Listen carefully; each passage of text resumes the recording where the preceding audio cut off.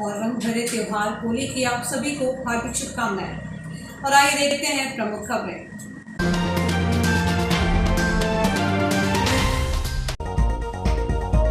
होली महोत्सव पर धुलेड़ी को जमकर रंग गुलाल से सराबोर हुआ शहर। पूज्य पंचायत सिंधी समाज ने गमी वाले परिवार के परिजनों को लगाया गया गुलाल। सिंचाई विभाग का खजाना हो रहा खाली, नाम मात्र का शुल्क भी जमा नहीं कर रहे किसान। अटल पार्क के बाजू वाले मार्ग पर खड़ी 2 कार के कांच फोड़ते शरारती तत्व सीसीटीवी फुटेज में हुए कैद।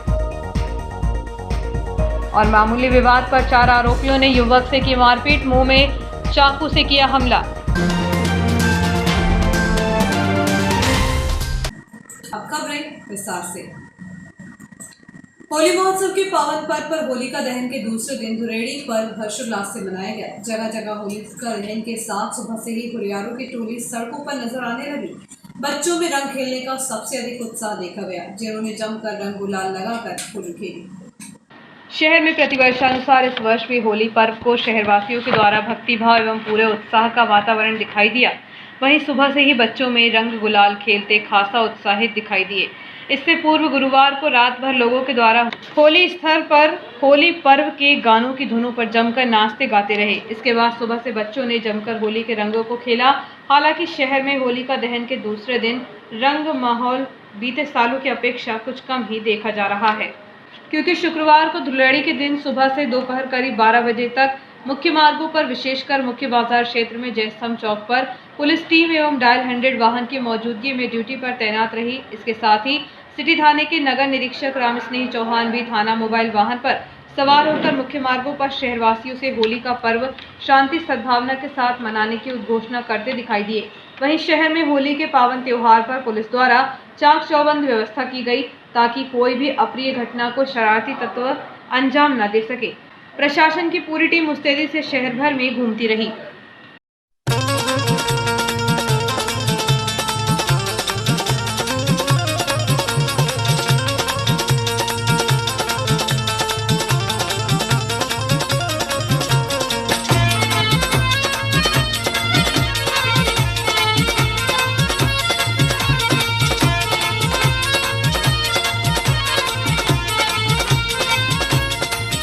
सुन ले ब्रज भान किशोरी, जो मोते न खेली होरी। सुन ले ब्रज भान किशोरी, जो मोते न खेली होरी। तो तेरी मेरी कट्टी है जाएगी, सुन तेरी मेरी कट्टी है जाएगी।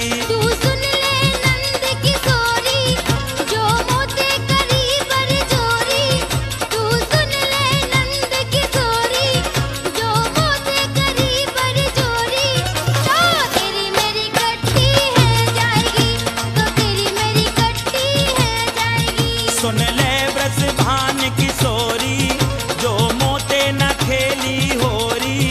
सुन ले ब्रज भान किशोरी, जो मोते न खेली होरी। तो तेरी मेरी कट्टी है जाएगी, सुन तेरी मेरी कट्टी है जाएगी।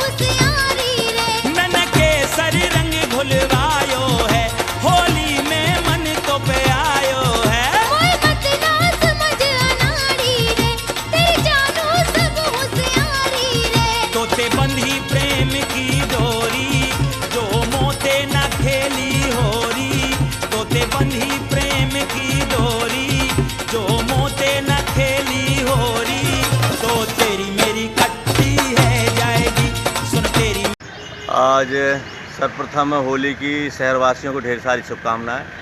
मेरी अपील है कि शांतिपूर्वक अच्छी हर्षोल्लास से होली का त्यौहार संपन्न हो। उपद्रवियों के लिए हमने 5 4 व्हील मोबाइल और 5 बीट मोबाइल, जिनमें सब में बंदूकधारी और सब पर्याप्त बल मौजूद है। थाने की मोबाइल हैं, FRV, ऐसे 12-15 वाहन शहर में लगातार भ्रमण कर रहे हैं। शहर में जगह जगह जहां चौराहा है वहाँ फिक्स पिकेट की व्यवस्था भी कर रखी है। और ऐसे उपद्रवी तत्व जो अनावश्यक रूप से रेसिंग गाड़ी चलाएंगे और शराब वराब पी के वाहन चलाएंगे, उन पर बिल्कुल कार्रवाई की जाएगी। हम लोग सख्त कार्रवाई करेंगे। वो बिल्कुल निश्चित ही उनको चिन्हित करके उनके खिलाफ कार्रवाई की जाए। प्रत्येक वर्षों की तरह इस वर्ष भी पूज्य पंचायत सिंधी समाज द्वारा होली के मौके पर समाज के ऐसे परिवार के बीच पहुंचे जिनके परिवार में किसी का निधन हो गया था, उनके पहले त्योहार पर घर घर पहुंचकर गुलाल लगाया गया। इस अवसर पर पूज्य पंचायत सिंधी समाज के अध्यक्ष धर्मदास मेहानी की मौजूदगी में पदाधिकारियों एवं समाज के बंधुओं के द्वारा सिंधी समाज के गमी वाले परिवारों के सदस्यों को गुलाल लगाया गया। पूज्य पंचायत सिंधी समाज के अध्यक्ष धर्मदास मेहानी ने बताया कि पहले सिंधी समाज में होने वाली गमी के बाद परिवारों से होली पर घर जाकर गुलाल लगाया जाता था। इस बार धर्मशाला में ही गमी वाले परिवारों को गुलाल लगाया गया है। इस अवसर पर पूज्य पंचायत सिंधी समाज के पदाधिकारी एवं सदस्यों के साथ ही सामाजिक बंधु भी उपस्थित रहे। आज यहाँ सिंधी धर्मशाला में पूरे समाज का होली मिलन समारोह रखा गया है। हर साल घर घर जाके तिलक लगाते हैं। इस बार गमी वाले जितने घर थे उनको भी यहाँ बुलाया है और सारी पंचायत यहाँ एकत्रित हुई है और सारी पंचायत ने इकट्ठा होकर और गमी वाले सभी घरों को यहाँ तिलक लगाया। बीती रात बाराबंगला क्षेत्र में हुए विवाद के दौरान चाकूबाजी की घटना हुई है। घटना के बाद घायल को उपचार के लिए शासकीय अस्पताल में भर्ती किया गया। इस मामले में पुलिस ने आरोपियों के खिलाफ प्रकरण दर्ज कर दिया है। प्राप्त जानकारी के अनुसार फरियादी जुबेर पिता सगीर अहमद कुरैशी उम्र 45 वर्ष निवासी बाराबंगला द्वारा रिपोर्ट लिखवाई गई है कि बीती रात करीब 10 बजे आरोपी शेख साहिल, राजा, सोनू एवं मोनू ने मेरे साथ गाली गलौज कर मामूली कहा सुनी के बाद मारपीट करते हुए मुंह में चाकू मार दिया और जान से मारने की धमकी भी दी गई। इस मामले में पुलिस ने धारा 294, 323, 324, 506, 34 के तहत प्रकरण पंजीबद्ध कर लिया है और आरोपियों की तलाश प्रारंभ कर दी है। वक्त एक छोटे से ब्रेक का, बने रहिए जियो हेल्प न्यूज के साथ।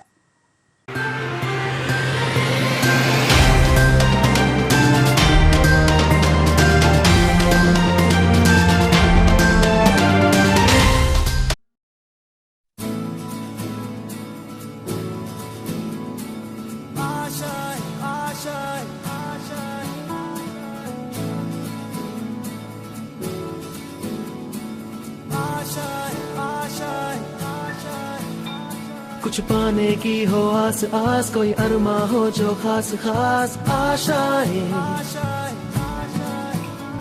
हर कोशिश में हो बार बार करे दरियाओं को आर पार आशाएं, तूफानों को चीर के मंजिलों को छीन ले आशाएं, ले दिल की उम्मीदें हंसे दिल की, अब मुश्किल नहीं कुछ भी, नहीं कुछ भी, आशाएं ले दिल की उम्मीदें हंसे दिल की, अब मुश्किल नहीं कुछ भी, कुछ पाने की हो आस आस, कोई अरमा हो जो खास खास आशाएं,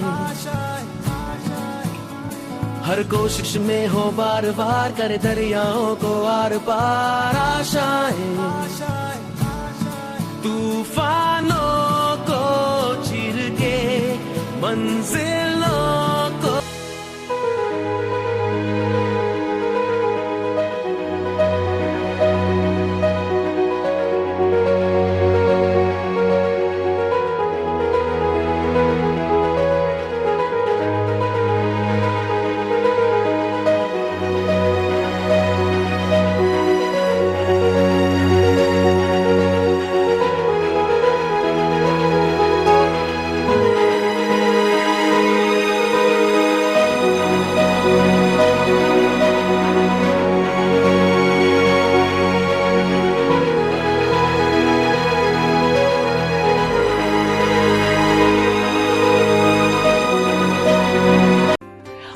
दिस इज सुधा चंद्रन और जब भी मैं डांस करती हूँ तो मेरे दिल के अंदर जो खुशी की लहर दौड़ती है वो काफी है मेरे चेहरे पर वो चमक बिखेरने के लिए। और यही खुशी मैं देखती हूँ जब बचपन प्ले स्कूल के बच्चे उनके टीचर्स के साथ जब इंटरेक्ट करते हैं। As we all know that the first 3-4 years of childhood are very very crucial because they are the formative years in one's life. और उसी टाइम पे they need that proper love, care and attention. Thank you so much Bachpan Play School for making this contribution because only then our children will bloom and today's students are our country's future. बस इतना ही नहीं, पूरे भारतवर्ष में 1155 play schools है जो यही काम कर रहे हैं, जो हमारे बच्चों के भविष्य को तैयार कर रहे हैं। थैंक यू सो मच बचपन, क्योंकि बचपन सिर्फ एक ही बार आता है ना?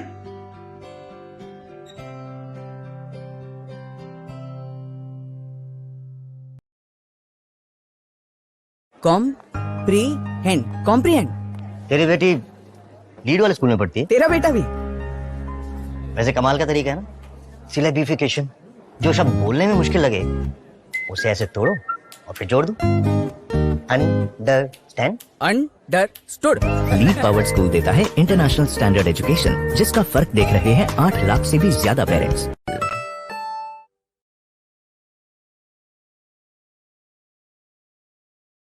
ये वेंकी कहाँ है आजकल?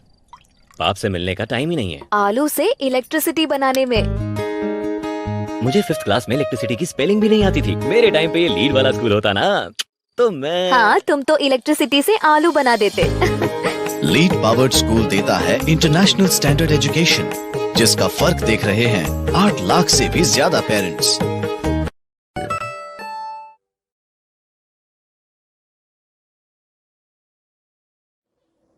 जिंदगी में किसी भी रास्ते पर चलने से पहले उस रास्ते की जानकारी और सच्चाई दोनों से वाकिफ होना हमें बहुत जरूरी है।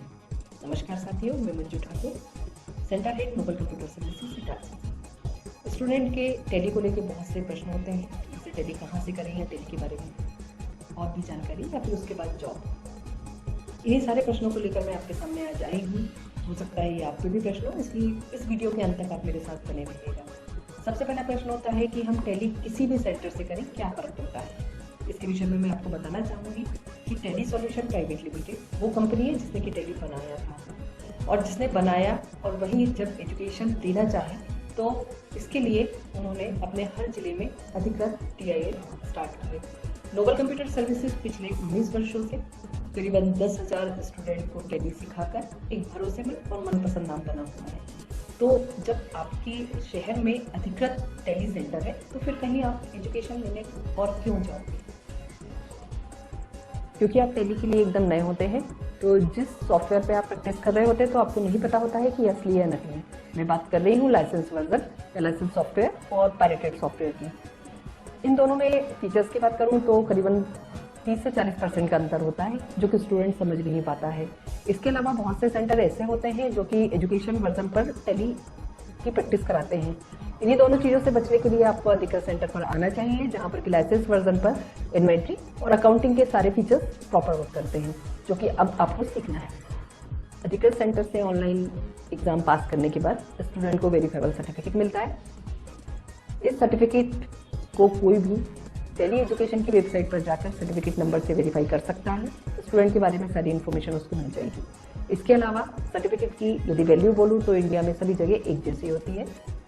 प्लेसमेंट की यदि हम बात करें तो टेली ने अपने स्टूडेंट को ऑनलाइन पोर्टल प्रोवाइड किया हुआ है, जिस पर स्टूडेंट का ID होता है।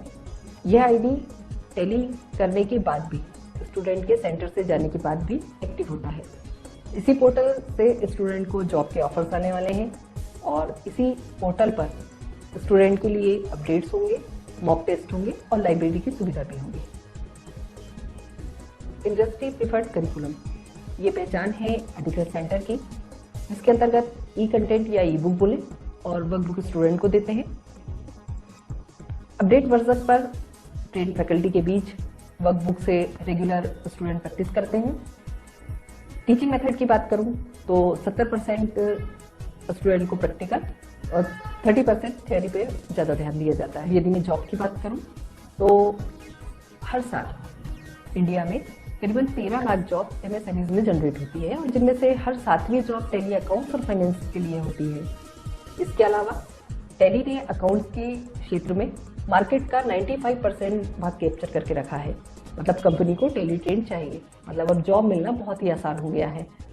कोर्स के बारे में यदि मैं बात करूंगी तो हर अधिकृत सेंटर पर बेसिक से लेके एडवांस तक के सारे कोर्स अवेलेबल होते हैं, जिनमें कॉमर्स के स्टूडेंट के साथ साथ अन्य संकाय के स्टूडेंट बहुत आसानी से टैली सीख सकते हैं, क्योंकि वर्कबुक आपके सामने है, 10 फैकल्टी आपके पास है। इसके अलावा मिनिमम क्वालिफिकेशन जो है वो 10th होती है। तो अब आपको समझ में आया होगा कि क्यों हमें सिर्फ और सिर्फ अधिकृत सेंटर से ही टैली करना चाहिए। याद रखिए, आपका सही फैसला, सही चुनाव आपके करियर को एक सही दिशा ही दे सकता है। अपना और अपनों का ध्यान रखें। शुक्रिया।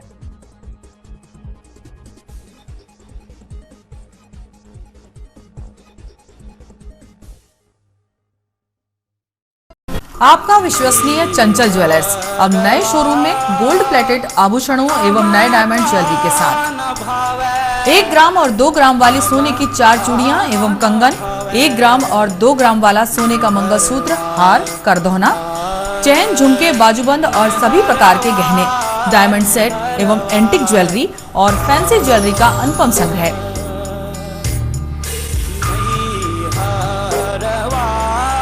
दुल्हन सेट किराए पर उपलब्ध है। 1 ग्राम और 2 ग्राम की हर खरीदी पर निश्चित उपहार पाएं। 1 ग्राम ज्वेलरी मात्र 2000 रुपए में, 2 ग्राम ज्वेलरी मात्र 4000 रुपए में, 3 ग्राम ज्वेलरी मात्र 6000 रुपए में, 4 ग्राम ज्वेलरी 8000 रुपए में, 5 ग्राम ज्वेलरी मात्र 10,000 रुपए में। हमारा नवीन पता है चंचल jewellers, Guru Nanak complex, Bharat talkies road, Itarsi. Mobile 09893054377। अब साधारण पानी और आम वाटर फिल्टर से अपने स्वास्थ्य को खतरे में न डालें। फ्रेस्को इंट्रोड्यूस करते हैं लेटेस्ट टेक्नोलॉजी पर आधारित क्लीन, क्लियर और pure water solution RO, reverse osmosis water treatment system, साधारण और UV वाटर प्यूरिफायर केवल पानी को पार्टली ही क्लीन कर पाते हैं, जबकि RO रिवर्स ऑस्मोसिस एक जटिल बायोलॉजी प्रक्रिया है जो देती है clean and safe drinking water, जो हैवी सॉल्ट और हानिकारक मिनरल्स को दूर कर पानी का स्वाद बढ़ाते हैं।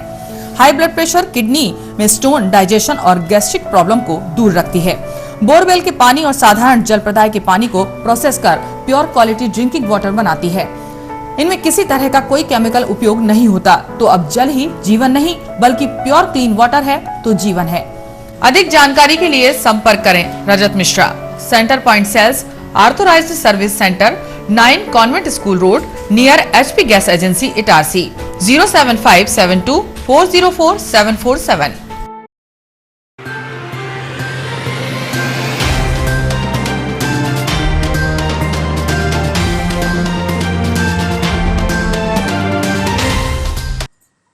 ब्रेक के बाद समाचारों में एक बार फिर आपका स्वागत है। तावा परियोजना के अंतर्गत नर्मदापुरम और हरदा जिले में हरित क्रांति तो आई है, लेकिन अधिकांश किसान ऐसे हैं जिन्होंने सालों से सिंचाई का टैक्स अब तक जमा नहीं किया। यही वजह है कि वर्तमान में 54 लाख की वसूली की जानी है। कर जमा करने में किसान भी दिलचस्पी नहीं ले रहे हैं। वहीं अमीन की संख्या कम होने के कारण सिंचाई विभाग भी वसूली नहीं कर पा रहा है। वर्तमान में 54 लाख से अधिक कर बकाया है। तवा सिंचाई परियोजना नर्मदापुरम और हरदा जिले के लिए वरदान साबित हो रही है। तवा परियोजना के कारण ही जिले के किसान साल में 3 फसलों का उत्पादन कर लाभान्वित हो रहे हैं। खरीफ के सीजन में धान तो रबी के सीजन में गेहूं का बम्पर उत्पादन होता है। इसके अलावा गर्मी में तीसरी फसल के रूप में किसान मूंग से भी लाभान्वित हो रहे हैं। सिंचाई की इतनी सुविधा होने के बाद भी सिंचाई विभाग द्वारा सालाना लेने वाला मामूली शुल्क जमा करने में किसान दिलचस्पी नहीं ले रहे हैं। यही वजह है कि सिंचाई विभाग को राजस्व वसूलने में पसीना छूट रहा है। अधिकांश किसानों ने तो कई सालों से शुल्क जमा नहीं किया है। विभाग द्वारा राजनीतिक दबाव होने के कारण वह किसानों पर कोई कार्यवाही नहीं कर पाते। सिंचाई विभाग के कर्मचारी जब किसानों के घर वसूली करने के लिए जाते हैं तो वह उन्हें शुल्क देने से इनकार कर देते हैं। वर्तमान में 54 लाख रुपए से भी अधिक राजस्व की वसूली की जानी है। बताया जा रहा है कि 1 करोड़ 23 लाख की वसूली किसानों से की जानी थी, लेकिन अब तक 69 लाख की राशि ही किसानों द्वारा जमा की जा चुकी है। समय के साथ सिंचाई विभाग के इंजीनियर से लेकर कर्मचारियों की संख्या में भारी कमी आई है। सिंचाई विभाग में राजस्व वसूली के लिए अमीन होते थे, जो घर घर जाकर प्रत्येक किसानों से निर्धारित जमीन के हिसाब से राजस्व वसूली करते थे, लेकिन अब वसूली के लिए पर्याप्त मात्रा में अमीन भी नहीं बचे हैं। समय के साथ कई अमीन सेवानिवृत्त हो चुके हैं, लेकिन शासन स्तर पर नई भर्ती करने का प्रयास नहीं किया गया। यही वजह है कि नाम मात्र के अमीन ही बचे हुए हैं। उन्हीं से राजस्व वसूली एवं अन्य संबंधित कार्य कराए जा रहे हैं। सिंचाई विभाग भी कई दशक पुरानी दर पर सिंचाई का पानी दे रहा है। बताया जा रहा है कि किसानों को 125 रुपए प्रति सीजन पैसा देना होता है। इसके एवज में किसान अपने फसलों की पर्याप्त सिंचाई कर लेते हैं।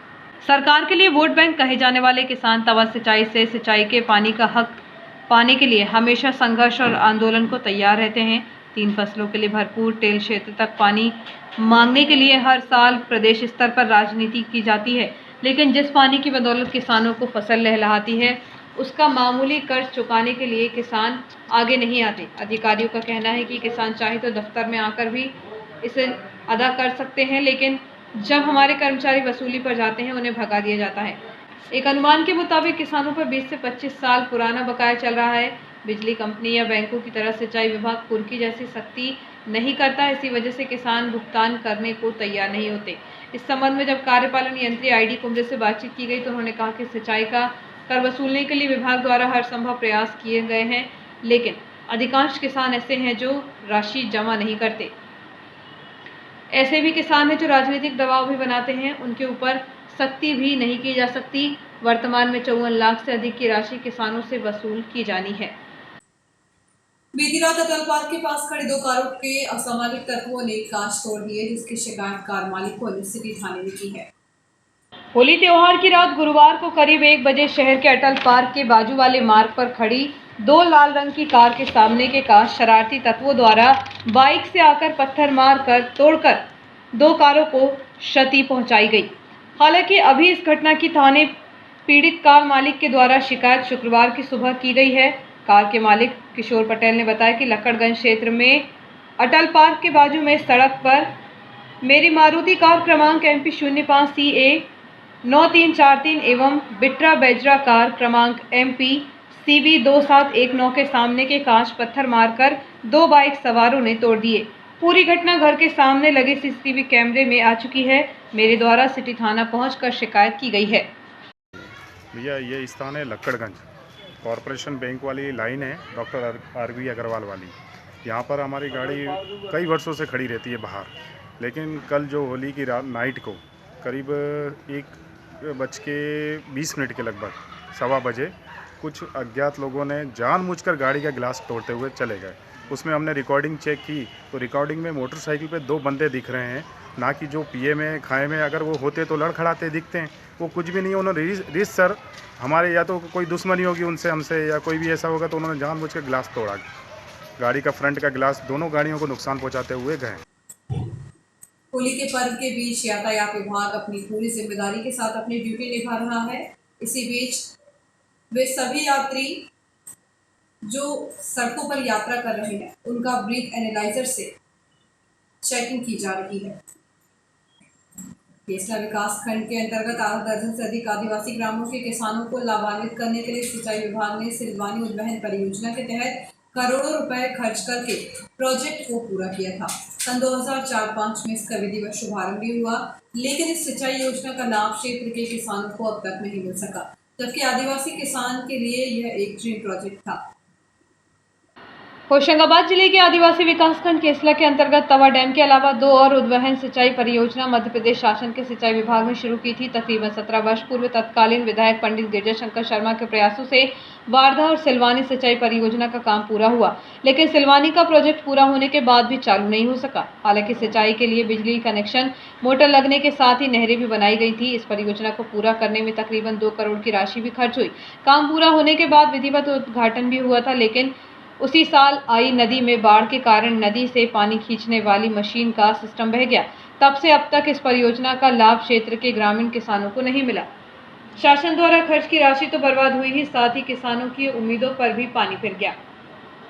सिलवानी प्रोजेक्ट के चालू होने का एक और कारण बिजली की तार चोरी रहा। बताया जा रहा है कि लगातार मोटर चलाने के लिए बिजली की आवश्यकता पड़ने से लगभग 20 किलोमीटर बिजली के पोल लगाकर लाइन खींची गई थी, लेकिन चोरों ने लाइन काटकर तार चोरी कर ली। इसके अलावा अज्ञात चोरों के खिलाफ पुलिस ने प्रकरण दर्ज किया था। पुलिस के प्रयासों से चोर पकड़ने पर चोरी हुआ माल भी बरामद हुआ, परंतु विभाग की उदासीनता के कारण दोबारा लाइन जोड़ने और पानी की मोटर चालू करने का प्रयास नहीं किया गया।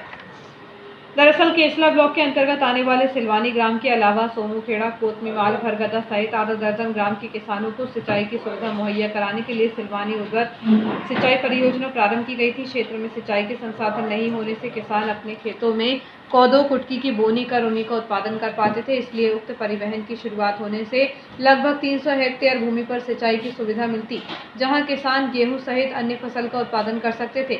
किसानों की आय भी दोगुनी बढ़ जाती, परंतु उद्घाटन के बाद से अब तक यह सिंचाई परियोजना प्रारंभ नहीं हो सकी। सिलवानी उद्वहन परियोजना को प्रारंभ कर किसानों को फायदा पहुंचाने के लिए क्षेत्र के तत्कालीन जनप्रतिनिधियों ने भी प्रयास किया था।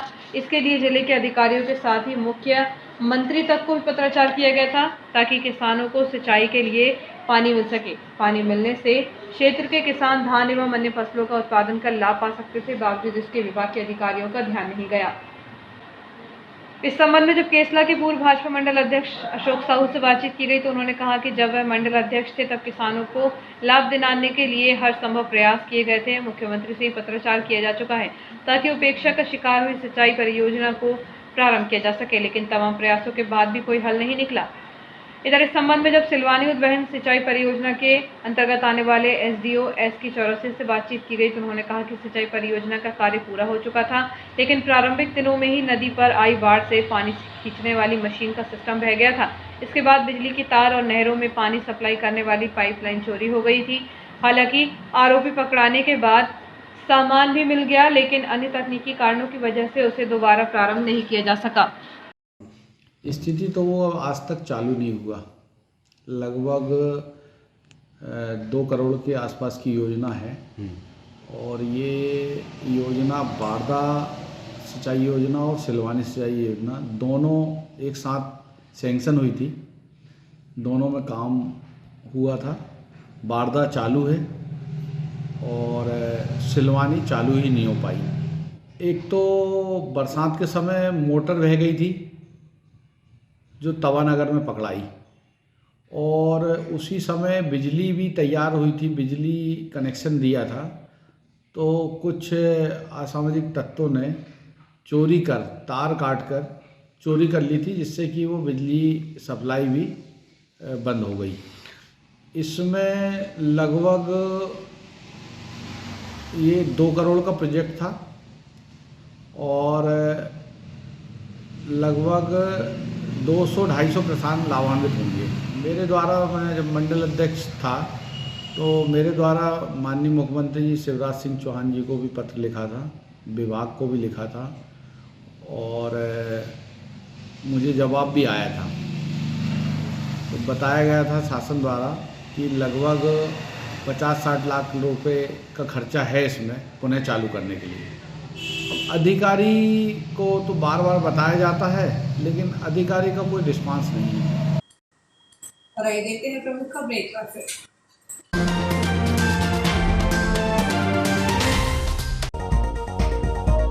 होली महोत्सव पर धुलेड़ी को जमकर रंग गुलाल से सराबोर हुआ शहर। पूज्य पंचायत सिंधी समाज ने गमी वाले परिवार के परिजनों को लगाया गया गुलाल। सिंचाई विभाग का खजाना हो रहा खाली, नाम मात्र का शुल्क भी जमा नहीं कर रहे किसान। अटल पार्क के बाजू वाले मार्ग पर खड़ी 2 कार के कांच फोड़ते शरारती तत्व CCTV फुटेज में हुए कैद।